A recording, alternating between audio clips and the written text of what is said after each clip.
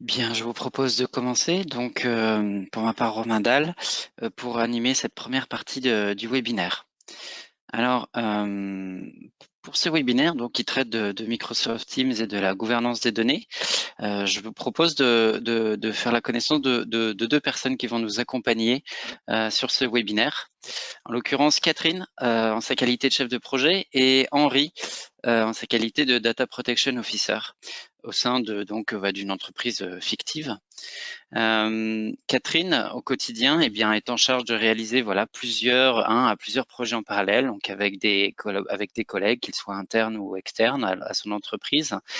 Ce qu'elle souhaite, c'est justement pouvoir mettre le focus et son énergie sur le travail plutôt que la connaissance des outils et le paramétrage des outils qu'elle aura à disposition. Ce qu'elle souhaite, c'est qu'elle puisse qu'elle n'ait pas à être une experte d'un outil, mais bien qu'elle puisse l'utiliser facilement et gagner du temps pour les tâches qui sont à forte valeur ajoutée. Pour sa part, Henri a une position plus transverse à l'entreprise et donc il est en charge de définir justement là où les politiques de mise en conformité des contenus, donc conformité d'un point de vue cycle de vie, mais aussi éventuellement la protection des données pour l'ensemble de l'entreprise, quelles que soient les applications qui manipulent ces données. Aujourd'hui, on parlera surtout de la conformité d'un point de vue rétention. Et donc, au-delà de définir cette politique, son souhait, bien entendu, c'est que ces politiques puissent se transformer en mécanismes intégrés aux applications mises à disposition des collaborateurs et que ces mécanismes puissent être utilisés de la manière la plus efficiente possible. Donc, c'est-à-dire, par exemple, avec le moins possible de faux positifs ou de faux négatifs. Donc, nous allons d'abord nous concentrer sur comment faciliter le travail de Catherine et ses collègues, tout en finalement s'assurer que en parallèle, l'ensemble des contenus qui sont manipulés suivent bien cette ou ces stratégies de mise en conformité des contenus. Donc les deux objectifs ne sont pas exclusifs, ils peuvent tout à fait se marier entre eux et c'est bien ces sujets que l'on va aborder ensemble durant ce webinaire. Alors, comment on va faciliter la productivité et le travail collaboratif avec Microsoft Teams? Alors, juste pour rappel, donc avec Office 365, on a plusieurs services d'Office 365 qui facilitent le travail collaboratif, mais finalement, ils n'ont pas tous le même objectif. Alors, juste à titre de rappel de bonnes pratiques, alors bien sûr, on a l'outil entre guillemets collaboratif le plus connu qui est Outlook, ou en tout cas la messagerie. Ce qu'on recommande, c'est bien sûr que ce soit uniquement à utiliser, que l'email soit uniquement utilisé à des fins de communication ciblées et non pas à des fins de travail collaboratif et de partage de documents. On a également Yammer qui, pour certains, vient en concurrence avec Teams, mais au final, Yammer, qu'est-ce que c'est? C'est de la collaboration étendue, c'est-à-dire c'est de la collaboration qui n'est pas d'un point de vue projet, c'est du partage de bonnes pratiques, c'est de l'échange sur un rythme assez lent ou assez asynchrone avec des intervenants, qu'ils soient internes ou externes. Donc on n'est pas sur de la collaboration projet et on est surtout au sein d'une audience qui n'est pas clairement définie. On ne sait pas forcément qui va répondre à nos questions. On ne prévoit pas qui va répondre à nos questions. Et enfin, Teams permet, pardon, Teams va permettre, quant à lui, la collaboration, ce qu'on va appeler la collaboration directe, plutôt que la collaboration étendue. C'est-à-dire qu'il va vous permettre d'échanger au quotidien avec les personnes avec qui vous collaborez de manière régulière et sur des besoins précis, donc éventuellement des projets. Donc Teams, on n'en fera pas la description et la démonstration détaillée aujourd'hui, mais voilà, pour rappel, Teams, c'est vraiment un ensemble de solutions et de services au sein d'une même interface utilisateur qui vont permettre de gérer au travers d'espaces privés bien, de la conversation d'équipe, de la conversation privée, de l'échange de documents, bien sûr des réunions en ligne, et finalement la mise en commun d'informations de toute nature et de sources distinctes. Donc aujourd'hui, c'est bien sur Teams que l'on va se concentrer et voir comment on peut faciliter l'utilisation de Teams au quotidien au travers de ce qu'on va appeler une certaine industrialisation d'espace de travail. Alors, comment tirer profit de Microsoft Teams pour Catherine et ses collègues? Eh bien, en trois grands points, ce que l'on recommande de manière générale, c'est justement d'identifier pour quels besoins globaux, ou donc on va appeler ça des cas d'usage, Teams pourrait être pertinent pour votre entreprise. Donc un cas d'usage d'un point de vue recrutement, d'un point de vue commerce, d'un point de vue gestion des opérations internes, d'un point de vue maintenance du bâtiment ou que sais-je. Et finalement, au travers de ces cas d'usage, quels sont les vrais besoins collaboratifs qui doivent être couverts au travers de Teams, mais de manière générale. Et finalement, de ce qu'il va en découler de ces cas d'usage et de ces objectifs collaboratifs, eh bien, on va définir finalement de quoi l'utilisateur ou les collaborateurs vont avoir besoin comme outil. Est-ce qu'on est sur on doit faciliter de la réunion en ligne, on doit faciliter de la conversation, on doit faciliter de la coédition, est-ce qu'on doit faciliter de la gestion de tâches, est-ce qu'on doit faciliter un ensemble de choses permettant justement l'atteinte des objectifs de tel ou tel justement cas d'usage. Et puisqu'on parle de Microsoft Teams, eh bien, ces cas d'usage et ces outils, ces moyens de collaboration, ce qu'on préconise, c'est justement de faire en sorte de créer des modèles prêts à l'usage, des modèles d'équipe, pour que lorsqu'un collaborateur veut démarrer un nouvel espace lié à un besoin, à un projet, eh bien, il n'est pas à recréer à chaque fois une façon d'organiser les contenus ou les conversations, qu'il n'est pas à repointer les documents d'intérêt qui existent déjà ailleurs, etc. Puisque ce n'est pas finalement la finalité première du collaborateur de créer l'équipe, c'est pouvoir justement rapidement se mettre en ordre de marche sur son travail avec ses collègues. Alors, pour couvrir finalement ces trois objectifs, eh bien, alors voilà, un petit exemple très non exhaustif d'équipe. Eh bien, on peut très bien avoir des modèles d'équipe pour des campagnes marketing. Alors, on parlait de gestion de projet, bien évidemment. Dans le cas où vous avez des projets d'innovation qui nécessitent peut-être pas d'être géré exactement de la même manière qu'une gestion de projet classique, eh bien, vous aurez un modèle d'équipe différent. On donnera un exemple tout à l'heure. D'un point de vue commerce, alors répondre à un appel d'offres ou finalement aussi produire un appel d'offres, ça peut être cela aussi, ou par exemple gérer des campagnes de recrutement et de formation sans mettre l'ensemble des sujets dans une même équipe. Et bien dans ce cas-là, un modèle d'équipe peut être distinct, peut être pertinent. Donc pour couvrir ces différents modèles éventuels, eh bien on va s'appuyer sur différentes capacités de Teams. Alors, que peut contenir un modèle d'équipe?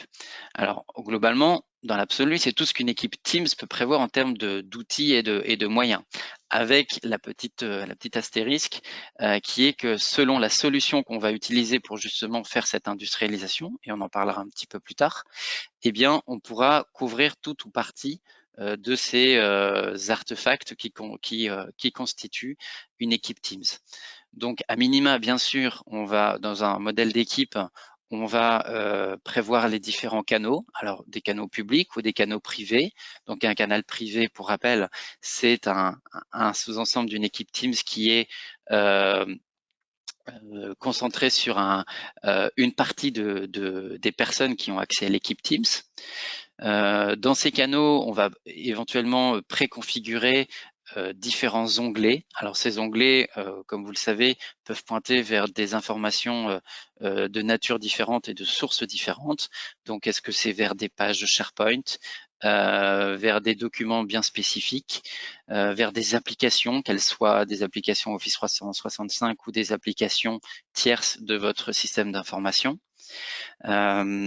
Également, au-delà des onglets, est-ce que l'on veut mettre à disposition des documents prêts à l'usage? Alors, ça peut être des gabarits, ça peut être des manuels, ça peut être tout autre type de documents.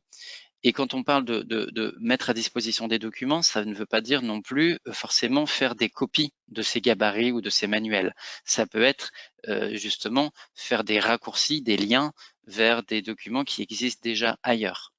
Donc justement pour éviter une redondance de documents somme toute similaires.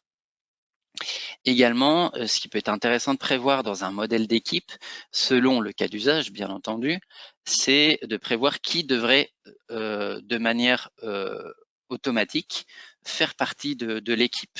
Éventuellement, ce sont des personnes qui vont être plus à des fins de supervision, d'approbation, ou en tout cas selon les règles de l'entreprise. Eh bien, on peut avoir voilà des personnes qui doivent à tout prix faire partie de chaque équipe basée sur le modèle X ou Y. Et enfin, bien sûr, il serait intéressant à des fins toujours de conformité, de s'assurer que un modèle d'équipe ait la même configuration selon les différentes instances de ce modèle. Alors c'est par exemple, est-ce que on veut forcer que telle équipe, enfin qu'une équipe basée sur tel modèle, est-ce que c'est une équipe forcément privée ou forcément publique? Est-ce que l'on veut y mettre de la modération dans certains canaux?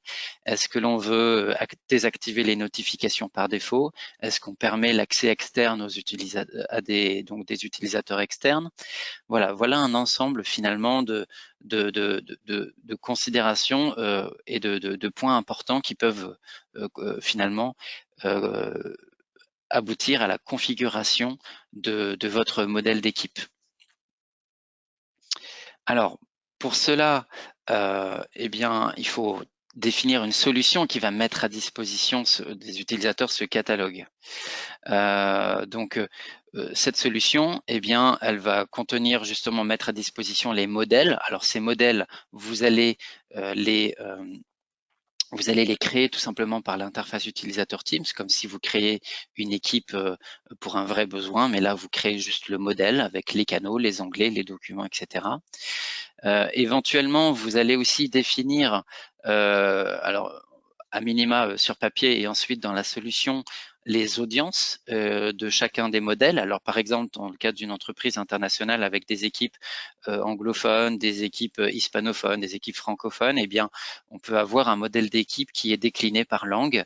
Et dans ce cas-là, eh bien, on va s'assurer que, par exemple, par rapport à un attribut de la fiche profil de l'utilisateur, eh bien, par exemple, si on sait que sa langue est l'anglais par défaut, on ne lui proposera que les modèles d'équipe anglophones. C'est un exemple parmi d'autres, bien sûr.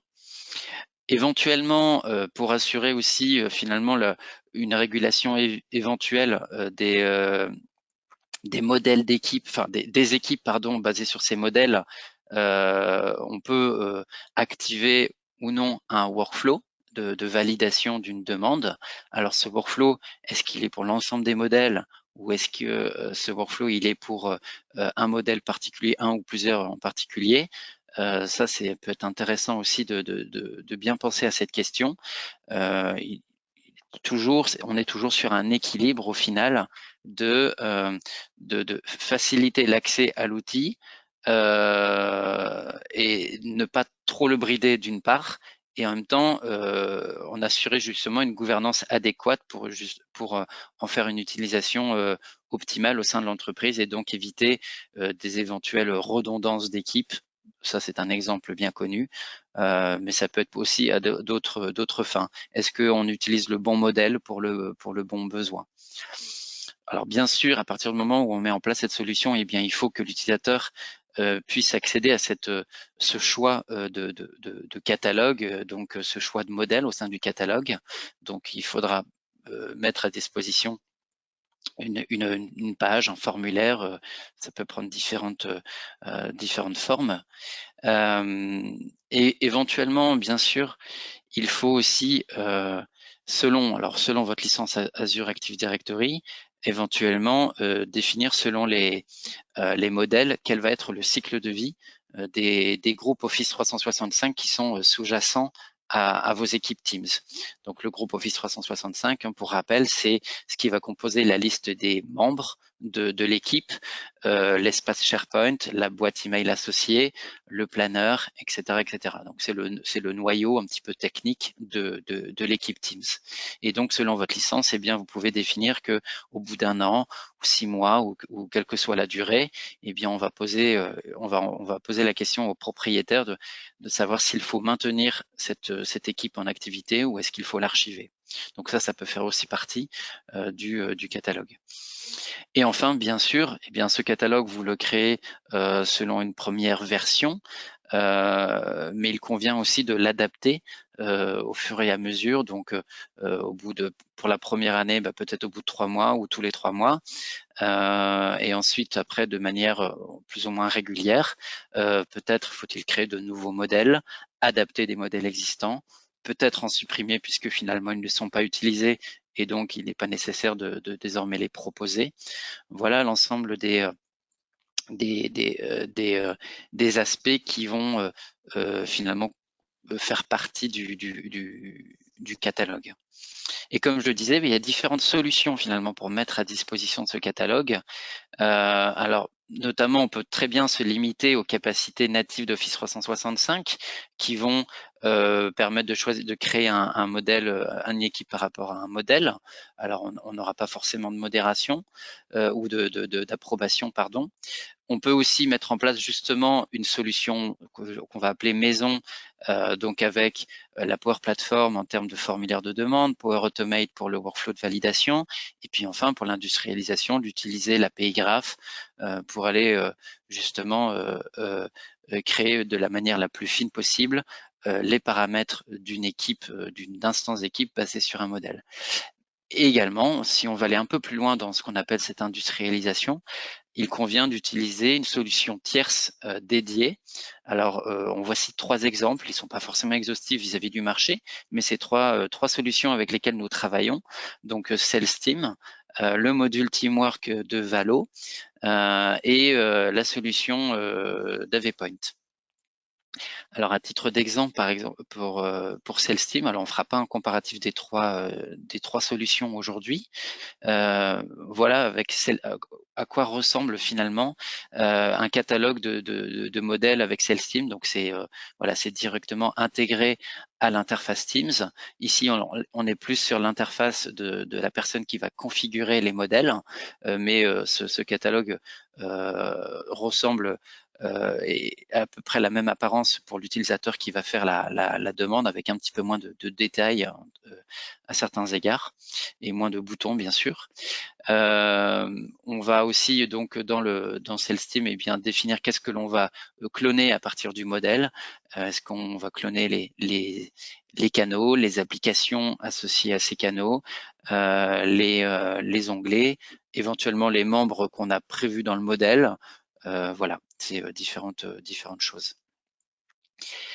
Et voici un exemple typiquement de modèle d'équipe à des fins de gestion de projet. Alors on va avoir un onglet, enfin différents canaux, alors selon des thèmes justement, pour finalement verticaliser les différentes conversations et les documents associés à ces thèmes. Donc d'un point de vue budget, planning, comitologie, etc.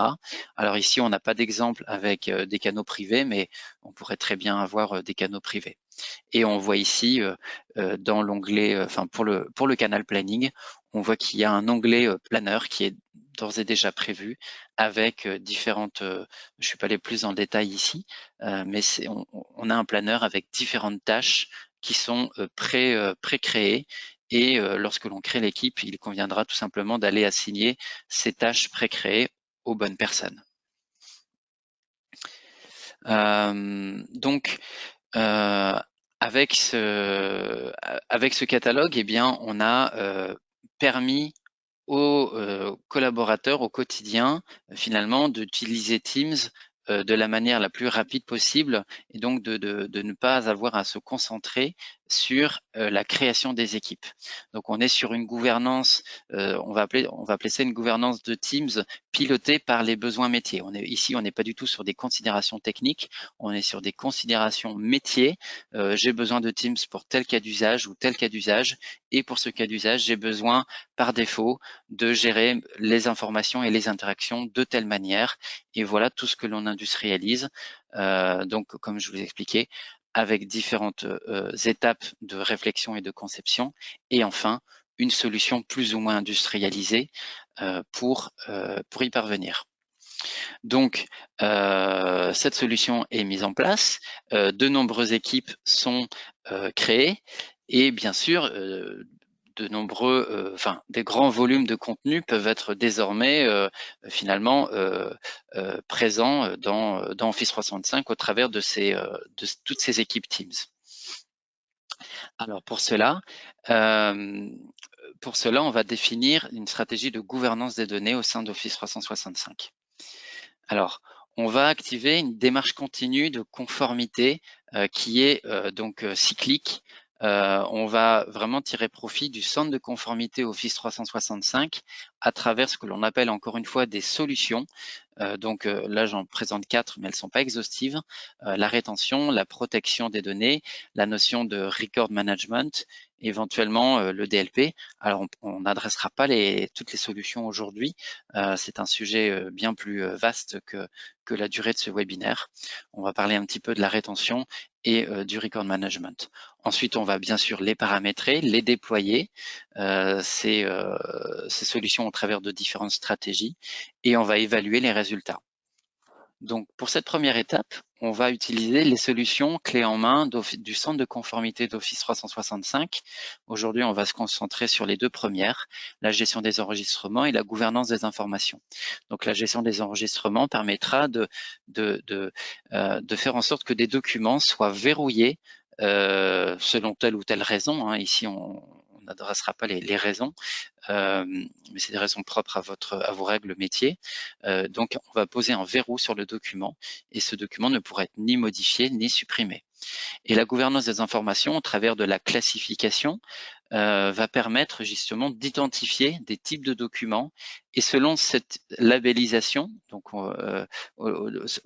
via cette classification, on va attribuer des stratégies de cycle de vie. Donc, par exemple, un document de type contrat ne doit pas être effacé avant un certain nombre d'années, ou un document de type GDPR doit absolument être effacé au bout de tant de mois. Voilà un exemple de stratégie qu'on va associer sur ces classifications.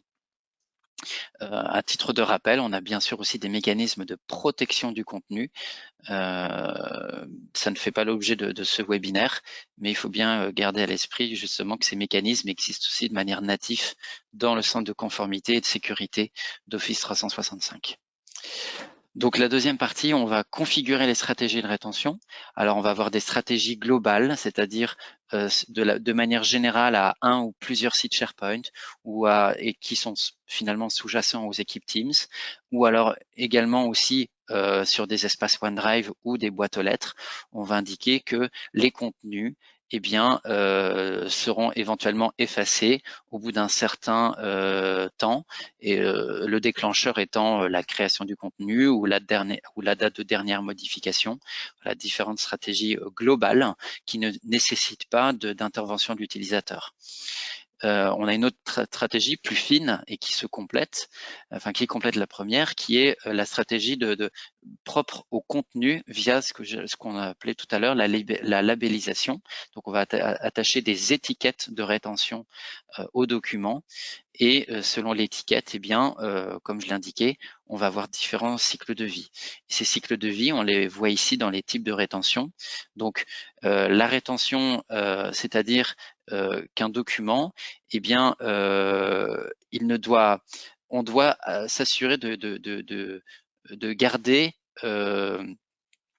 toutes les versions éventuelles d'un document, et on ne peut pas, si un document est effacé alors qu'il n'aurait pas dû l'être, eh bien le système va automatiquement garder une copie, et cette copie pourra être retrouvée via le centre de conformité pour, à minima, via le centre de conformité en tout cas, mais il y a aussi d'autres manières, pour justement ne pas perdre l'information. Donc ça peut être un contrat. Alors là, on n'applique pas de record, mais en tout cas, on veut appliquer un mécanisme de rétention du contenu. Éventuellement, à la fin de cette période de rétention, on y applique éventuellement une purge, c'est-à-dire un effacement.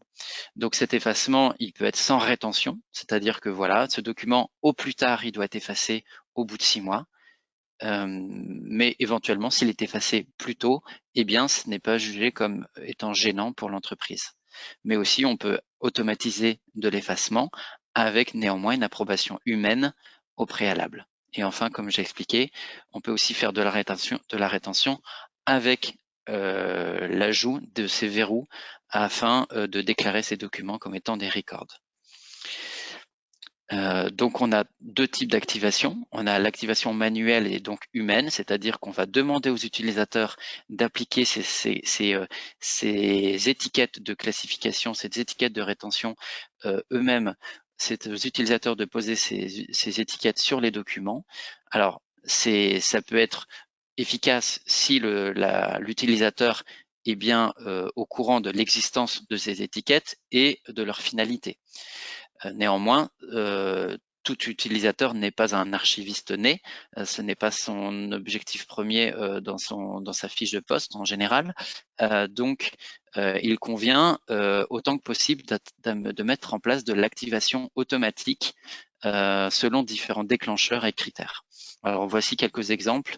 En fonction de l'analyse du contenu, eh bien, selon par exemple des suites de caractères, donc on va appeler ça des expressions régulières, ou alors des suites de mots-clés, ou alors des empreintes un peu plus techniques de documents, eh bien, on va identifier des types de contenus finalement qui vont nous permettre d'y appliquer automatiquement, par exemple l'étiquette contrat, l'étiquette bulletin de paye, l'étiquette passeport, que sais-je. Et on a aussi les modèles auto-apprenants, c'est-à-dire au travers des services de machine learning d'Azure et d'Office 365, eh bien, on va faire en sorte que le système reconnaisse des documents selon leur structure et leur contenu. Alors, on va entraîner bien sûr ce modèle avec des instances de ces types de documents. Donc, encore une fois, ça peut être des contrats, des fiches de paye, etc. Et ensuite, lorsqu'un utilisateur dépose ce document sur un espace Teams, alors on va dire que c'est nécessaire qu'il le partage, on va partir de ce principe-là, mais néanmoins, eh bien, le système va prendre le relais et reconnaître le document lui-même et y appliquer l'étiquette qui convient et donc, in fine, la stratégie de rétention. Donc, que ce soit de la rétention ou de l'effacement, selon si on a un contexte GDPR ou plutôt de l'archivage patrimonial, etc.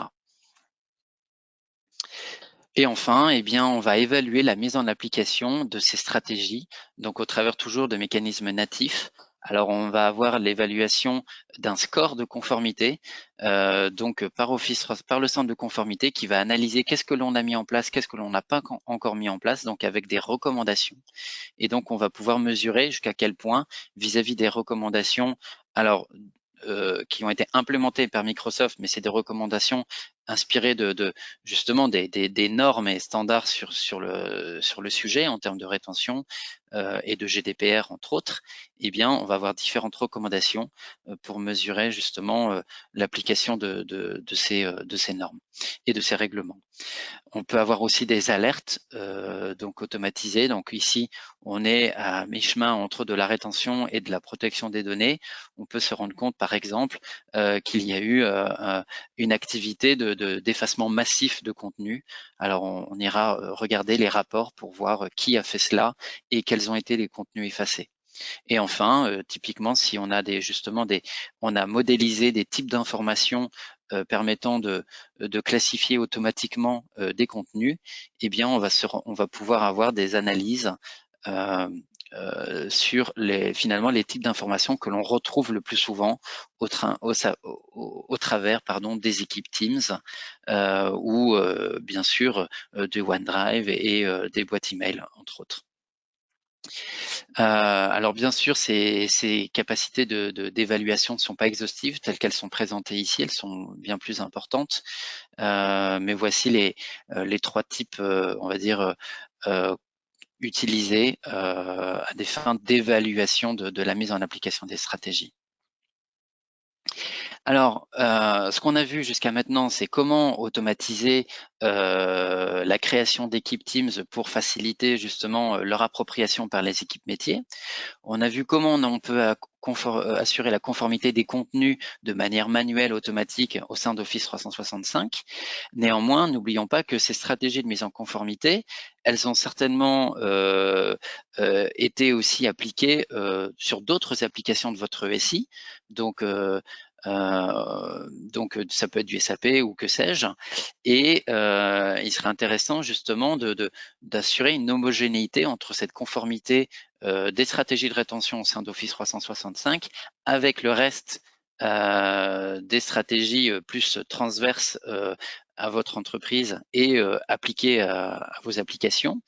Et pour cela, nous allons nous concentrer désormais sur le connecteur Office 365 d'Everteam.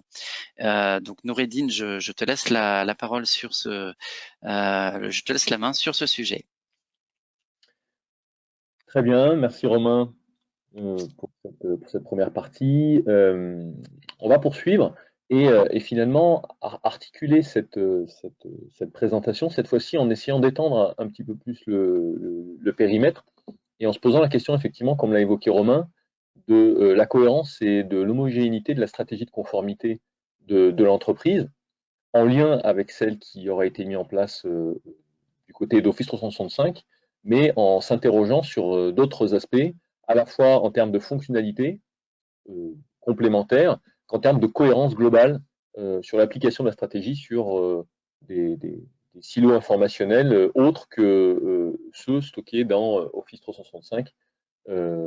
Citer des ERP, mais on peut aussi trouver des SharePoint on-premise, enfin des SharePoint qui sont installés chez les clients. On peut trouver des disques réseau partagés. Enfin, il y a tout un ensemble de silos d'informations qui existent dans les entreprises. Un des premiers points qui se pose comme question et qui existe de longue date pour ceux qui suivent le sujet autour de SharePoint et des outils Microsoft, c'est la question finalement de l'archivage à valeur probante, l'archivage sécurisé de manière générale et à valeur probante en particulier. Le point souvent qui est absolument crucial, c'est finalement de manière transparente et sans avoir à quitter l'environnement Office 365, de disposer de mécanismes capables d'assurer, d'identifier et puis d'assurer l'archivage à valeur probante des documents les plus importants de l'entreprise stockés dans les environnements Office 365. Pour ce faire, Everteam a travaillé. Alors, Everteam est éditeur de solutions de sécurisation et d'archivage depuis très longtemps, répond à la plupart des règles et recommandations normatives en la matière. Donc, en l'occurrence, Henri, qui a comme vocation finalement d'assurer une cohérence et une sécurité sur tout ce qui est conservation et gestion de l'information sur les environnements Office 365, va pouvoir s'appuyer sur la brique Everteam qui finalement, de manière transparente, va être capable, via notre connecteur Office 365, de s'interfacer avec l'environnement Microsoft, d'être capable finalement de prendre en compte la stratégie de rétention d'Office 365 pour identifier et sécuriser les documents les plus importants, et ce, de manière transparente. Le mécanisme fonctionne de manière très simple. L'outil est capable, finalement, au niveau du connecteur Office 365 d'Everteam, d'identifier par des mécanismes de requête et de règles, identifier les documents à récupérer côté Office 365. Ce qui est très pratique, c'est qu'aujourd'hui, dans l'environnement Microsoft Office 365, il y a énormément de fonctionnalités qui vont permettre, via le labeling, par exemple, comme ça a été évoqué, de pouvoir déterminer finalement et donner un sens aux documents en termes d'archivage et de conservation long terme. Et par des règles finalement assez simples, on va être capable d'identifier les documents intéressants pour pouvoir les archiver, les déplacer et les stocker dans des espaces sécurisés, conformes à l'état de l'art, notamment à toutes les obligations relatives à une norme qui s'appelle la norme NFZ 42013, qui est la norme de référence sur tout ce qui est archivage à valeur probante. En termes de fonctionnement, tout fonctionne finalement de manière relativement simple. On va être capable de proposer finalement Henri, si c'est lui qui est responsable de toute cette partie archivage et conservation long terme et pérenne de l'information, il disposera d'une interface de pilotage qui lui permettra de suivre en temps réel les documents pris en charge et sécurisés dans les espaces d'archivage Everteam. Il faut bien comprendre que les documents restent tout à fait disponibles et visualisables à partir de l'environnement Microsoft. On va être capable, au moment de la prise en charge pour archivage, on va être capable également de capitaliser sur les informations qui auront été déterminées au sein de l'environnement Microsoft. On pourra déterminer, par exemple, la typologie documentaire, si jamais un retention label de type de document a été appliqué. On va être capable de prendre en compte la date, les dates qui sont renseignées au niveau des documents qui sont dans l'environnement Microsoft pour calculer les dates d'élimination prévues si besoin, ou de capitaliser sur la date d'élimination qui aura été définie au sein des environnements Microsoft. On pourra enrichir avec des informations additionnelles pour déterminer ce qu'on appelle le service versant ou service propriétaire, qui est une information importante en termes de responsabilité des documents qui auront été archivés. Donc tous ces mécanismes-là, lors de la prise en charge, ce qu'on appelle finalement le versement, le passage d'un document d'un environnement Office 365 dans un environnement d'archivage sécurisé, tous ces mécanismes-là vont être faits de manière transparente et automatisée pour parfaitement gérer le cycle de vie et maintenir l'accès à l'information tout en garantissant un haut niveau de sécurité. Il est important de noter que lors du mécanisme d'archivage, il y a systématiquement un traitement d'acquittement. Ça signifie quoi? Ça signifie qu'en temps réel, lorsque des documents vont être archivés, comme je vous l'ai expliqué, les documents restent accessibles dans l'environnement Microsoft Office 365, et un mécanisme d'acquittement va s'appliquer sur ces objets qui restent toujours disponibles pour consultation dans l'environnement Office 365 en y appliquant des mécanismes de verrouillage. Donc ça, Romain l'a évoqué. On va être capable, par exemple, de déclarer qu'un document qui a été archivé est maintenant un record pour assurer une parfaite cohérence entre la version qui a été archivée à titre d'archivage à valeur probante et la version mise à disposition en termes de consultation. Donc un alignement complet, finalement, qui s'appuie sur les fonctionnalités parfaitement standards d'Office 365. Office 365 aujourd'hui, dans sa version actuelle, proposant finalement tout ce qu'il faut pour permettre à un outil d'archivage à l'état de l'art de pouvoir s'accoster finalement et interagir de manière transparente avec cette brique.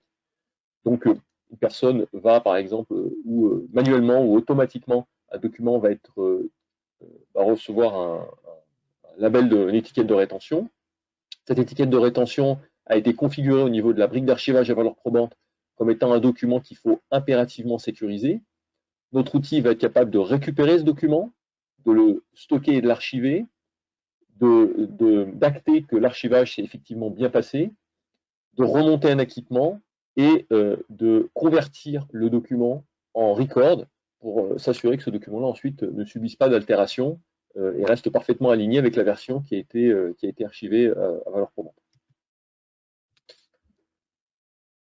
Donc le mécanisme de déverrouillage, les documents restent consultables dans Office 365 en totale cohérence avec l'archivage à valeur probante mis en place. On ne va déployer aucun composant spécifique, on va complètement s'appuyer sur les fonctionnalités natives qui sont mises à disposition par la plateforme Office 365.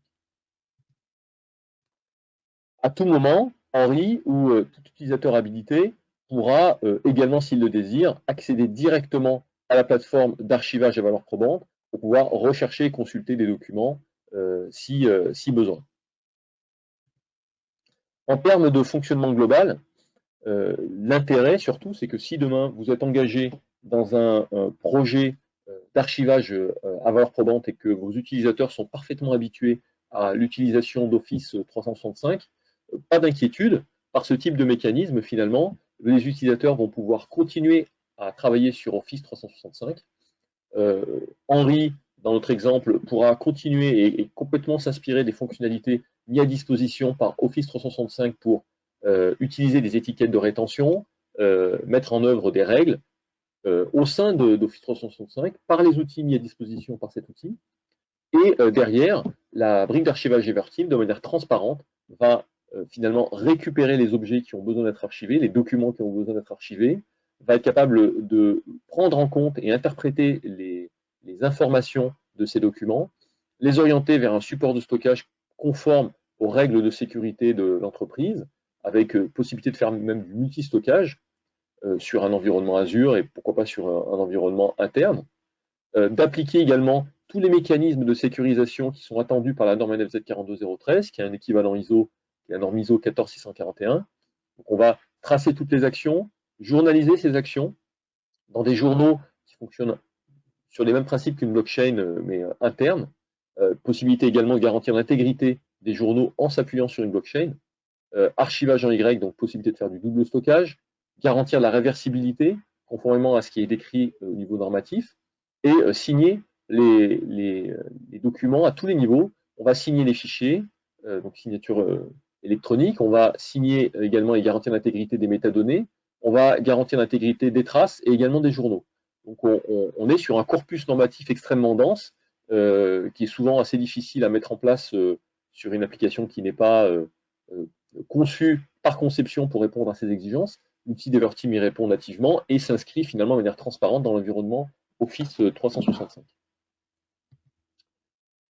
C'est une fonction intéressante, l'archivage à valeur probante, et c'est une problématique qu'on rencontre souvent dans des contextes Microsoft. Donc il y a une vraie complémentarité sur ce sujet, mais pas uniquement, parce qu'avec l'évolution finalement de la plateforme Office 365 et notamment des étiquettes de rétention, on a la possibilité également d'avoir une gouvernance unifiée sur tout ce qui est étiquette de rétention. Savoir que les étiquettes de rétention, dans le monde de l'archivage, on peut appeler ça un référentiel de conservation ou un tableau de gestion pour il y a les formulations les plus old school, mais c'est finalement un référentiel de toutes les typologies documentaires, avec en face, pour chaque typologie documentaire, les règles qui sont associées, notamment les règles de conservation.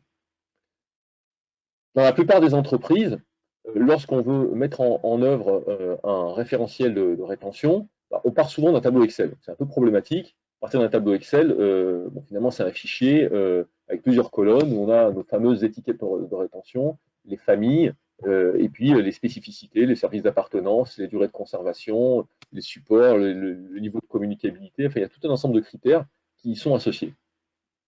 La plupart des entreprises qui utilisent et qui veulent gérer un référentiel de rétention ont besoin d'utiliser des outils dédiés. Des outils dédiés, pourquoi? Parce que ça ne s'applique pas uniquement à l'environnement Office 365, mais ça s'applique à tous les documents de l'entreprise, où qu'ils se trouvent.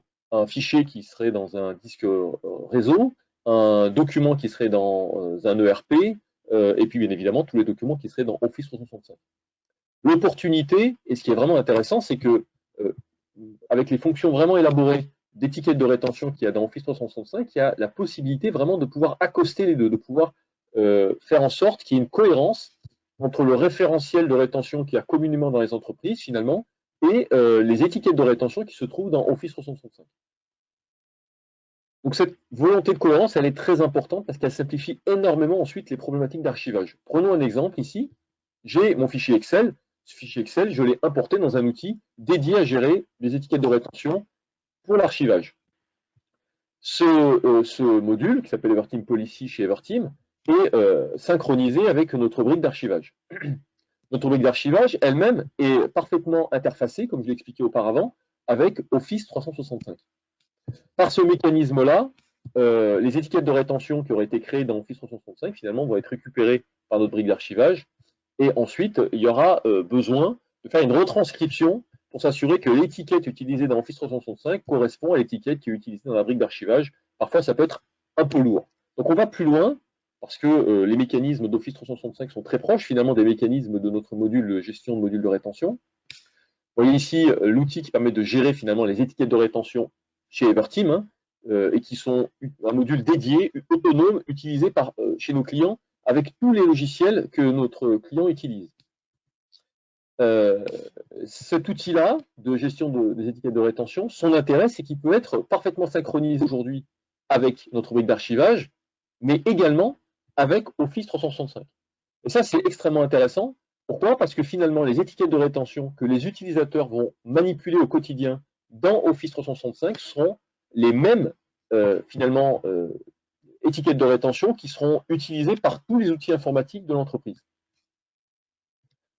L'utilisateur pourra se retrouver dans son environnement, par exemple SharePoint, et aura la possibilité, lorsqu'il voudra appliquer une étiquette de rétention, ou lorsqu'elle sera appliquée automatiquement, d'utiliser finalement les étiquettes de rétention. Ici, le FIN 005 Budget, c'est une étiquette de rétention de notre outil Everteam Policy, qui est parfaitement synchronisée avec l'environnement Office 365.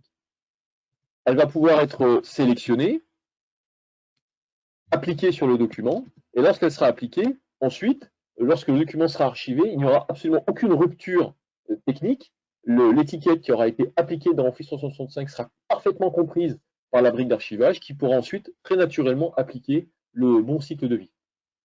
Donc, cette cohérence globale, elle est extrêmement importante. Vous définissez une stratégie au sein d'Office 365, vous définissez une stratégie à côté pour l'ensemble des autres outils, et finalement, vous êtes en capacité de donner une cohérence globale et de définir une gouvernance de votre information et du cycle de vie qui leur est relative à partir d'une plateforme technologique unique.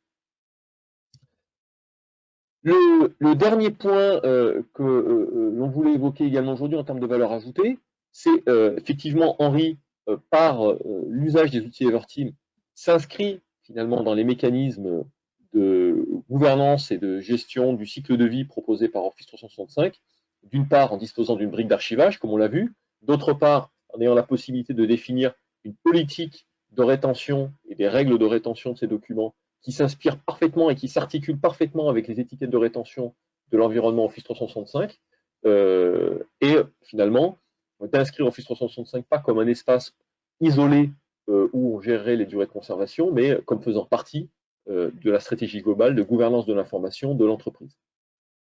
Le dernier point intéressant qui concerne plus finalement Catherine et les utilisateurs qui recherchent de l'information, c'est la possibilité de pouvoir, avec les outils Everteam, compléter les possibilités de recherche d'Office 365 en permettant aux utilisateurs de pouvoir retrouver et partager aisément de l'information d'où qu'elle vienne à partir d'Office 365.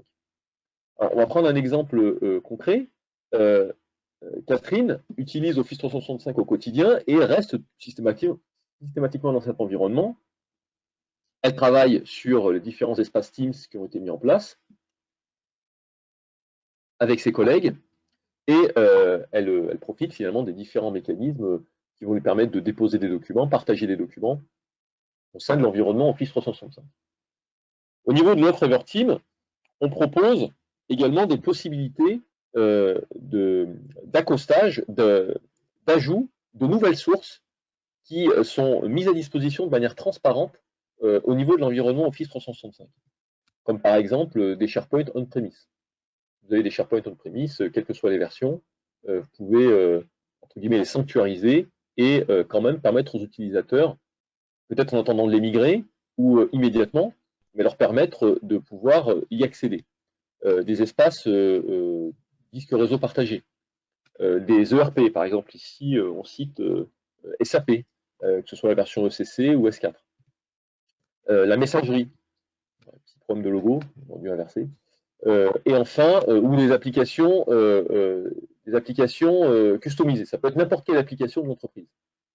Via cet interfaçage, un utilisateur va pouvoir directement à partir de l'interface de recherche d'Office 365 rechercher les documents qui sont dans Office 365 bien sûr, mais également rechercher les documents qui se trouveraient dans la messagerie, dans SAP, dans les disques réseau partagés, dans des SharePoint, sans avoir à quitter Office 365. Là, on est par exemple dans l'environnement Teams, et vous voyez sur la partie du bas, l'utilisateur peut dire, là je suis dans un échange Teams, je ne veux pas faire une recherche, je veux juste partager un document qui se trouve par exemple dans un disque réseau ou dans SAP, je veux le partager avec mes collègues dans cet échange Teams. Je ne suis pas obligé de quitter Teams, je ne suis pas obligé d'aller récupérer le document dans l'application source pour venir le déposer ici. Je peux directement dire, je recherche avec le bot de recherche Everteam, je le cite, je l'appelle. Dès que je l'ai appelé, ensuite, j'ai la possibilité de pouvoir saisir des termes de recherche. Je vais pouvoir saisir mes mots-clés. Le système va me trouver des documents qui sont des documents qui appartiennent aux espaces de l'outil Everteam. Donc ça peut être les différents systèmes que j'ai évoqués, complètement en dehors d'Office 365. L'utilisateur va pouvoir choisir le document qui l'intéresse, le valider, et finalement ça va rajouter une dalle dans l'échange Teams.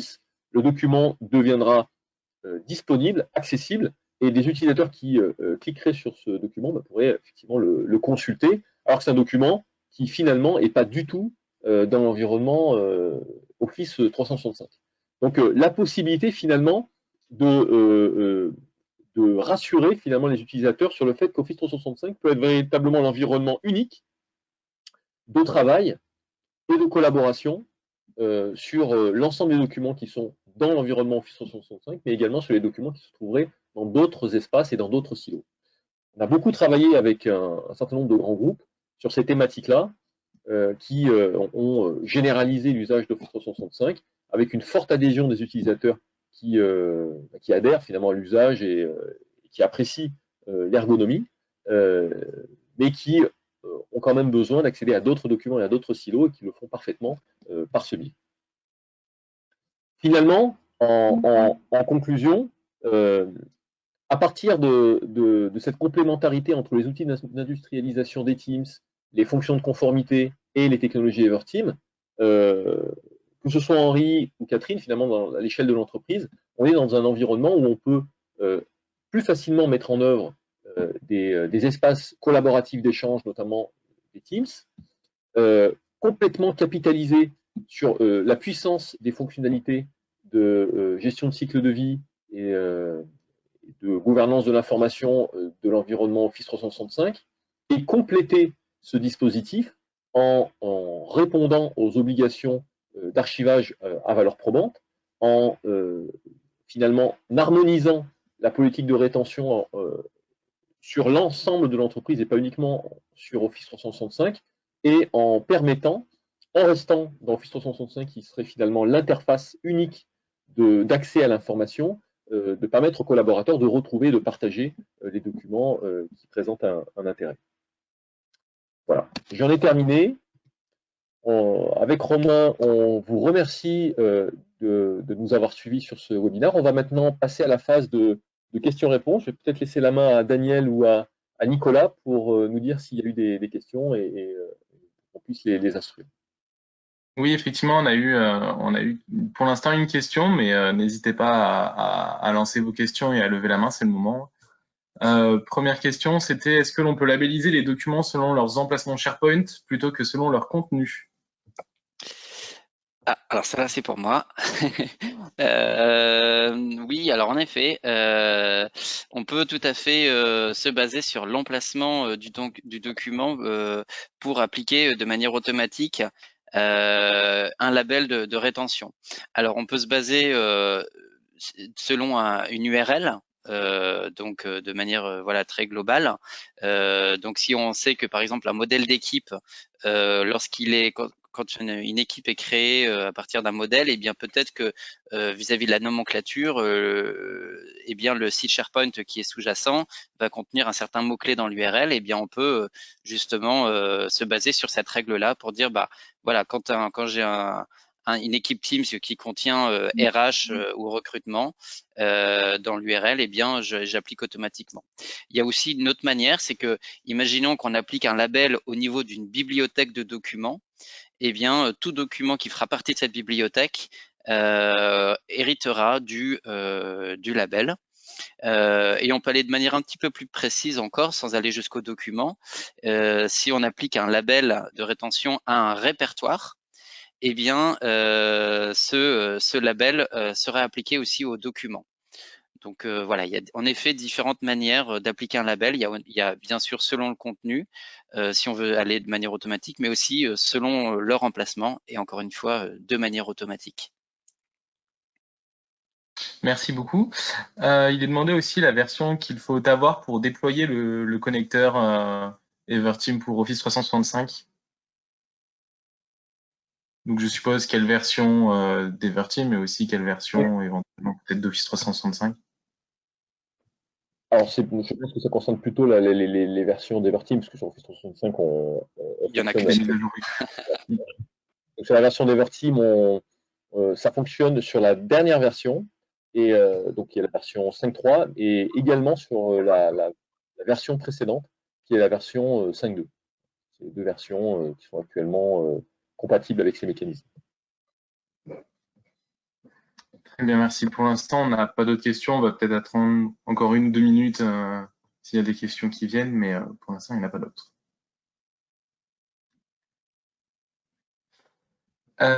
Les documents dans SharePoint, par exemple, auxquels on applique une étiquette de rétention, sont-ils déplacés physiquement vers la plateforme d'archivage Everteam?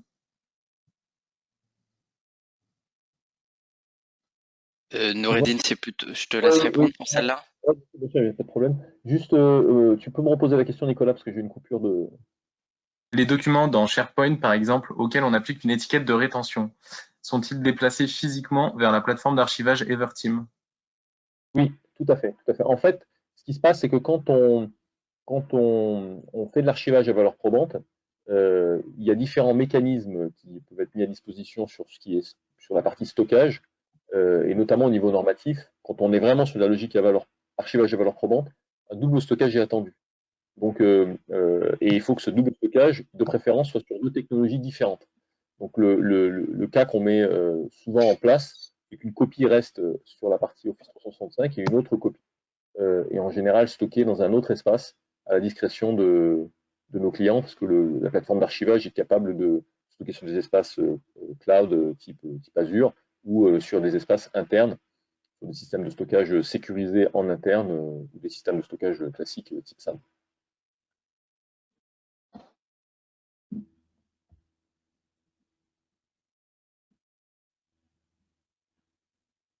On va laisser les questions ouvertes encore 2 petites minutes si jamais vous en avez encore à poser.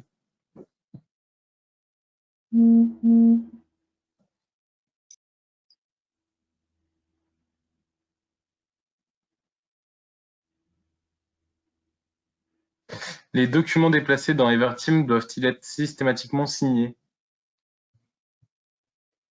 Ça n'est pas systématique, mais dans un contexte, on peut déterminer les règles, des règles qui déterminent qui définissent les conditions de conservation dans l'espace Everteam. Donc, on peut les compresser, on peut les chiffrer, on peut les signer. Et donc, c'est des options qu'on active ou qu'on désactive.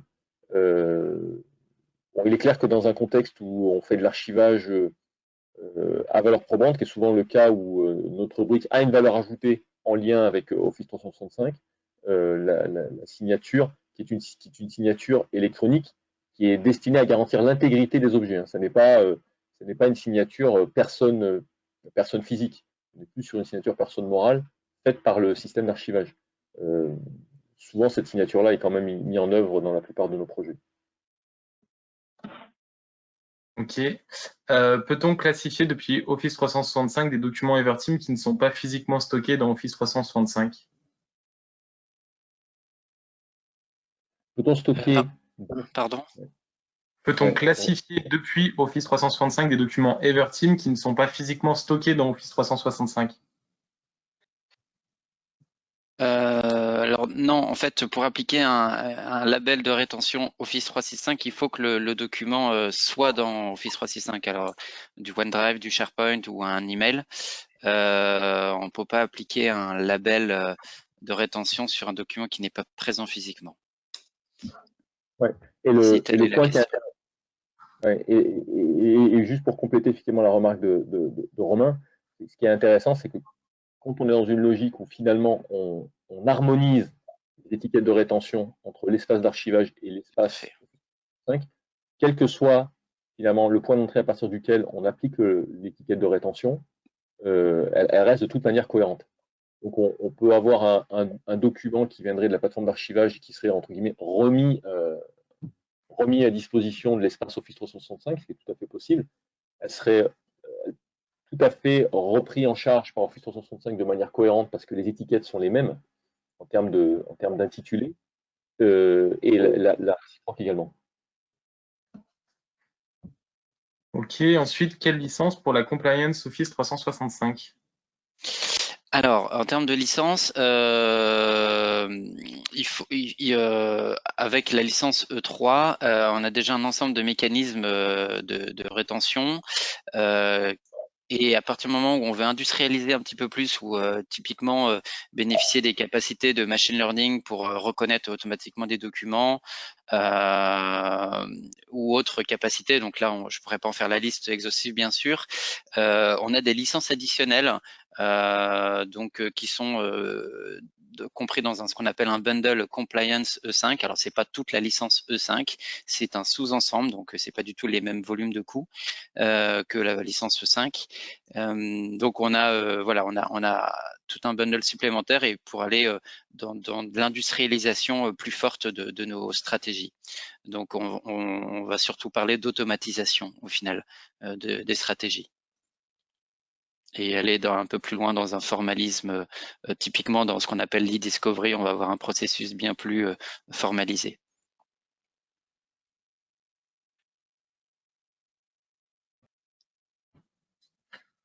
Je pense que ça doit être la fin des questions. Si vous avez éventuellement des questions additionnelles, n'hésitez pas à les faire parvenir autant à Sword qu'à Everteam. Ce sera un plaisir de vous répondre. De toute façon, vous avez les contacts sur cette dernière slide qui vous sera transmis suite au webinaire. Donc, n'hésitez pas à prendre contact avec l'une ou l'autre des parties pour avoir réponse à vos questions et pour éventuellement en parler un peu plus en détail en ce qui vous concerne dans votre entreprise. Merci à tous pour votre participation.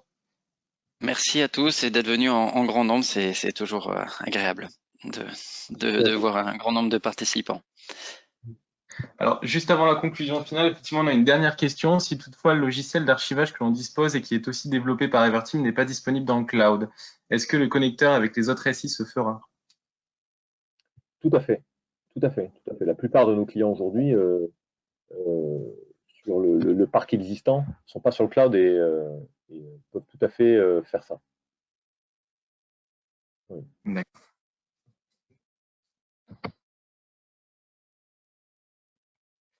Eh bien, du coup, merci à tout le monde et bonne journée.